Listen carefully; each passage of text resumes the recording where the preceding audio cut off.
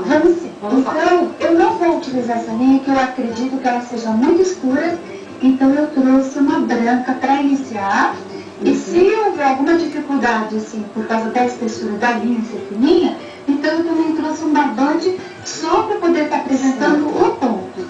Essa saia, Qual a linha ou a lã que você indica para essa saia? essa saia, eu acho que a linha, ela seria essa espessura, mas as pessoas podem estar escolhendo a linha que elas encontram nos armarinhos. Certo. E Então, pode ter facilidade. Isso, com certo. certeza. Vamos Quando lá. não tem nenhum único, dá para fazer uma saia inteira. Vamos lá.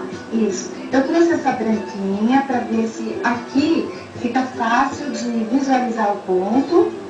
E esse aqui, o ponto que eu estou utilizando nessa saia é o ponto arroz no tunisiano, tá? Certo. Então, vou até iniciar de novo aqui, só para quem ainda não tem aquela primeira introdução. Olha só, a gente só faz uma voltinha aqui na linha, introduz a pontinha da agulha o ganchinho sempre voltado na nossa direção, que eu acho que facilita o trabalho. Agora eu vou apanhando a linha e a primeira voltinha e já vou dando a primeira correntinha. Lembrando que aqui é somente uma mostra para que eu esteja ensinando o ponto em si. Aprendendo o ponto arroz em tunisiano, daí eu vou dando as medidas certinhas da saia.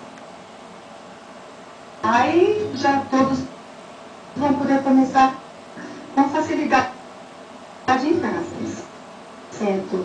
Eu nem vou fazer uma contagem de ponto certa, porque não há necessidade mesmo. Então, mas para as pessoas que estão em casa anotarem, quantos pontos? Daí, para a saia, seria assim. Vai iniciar através de um cordão com 60 correntes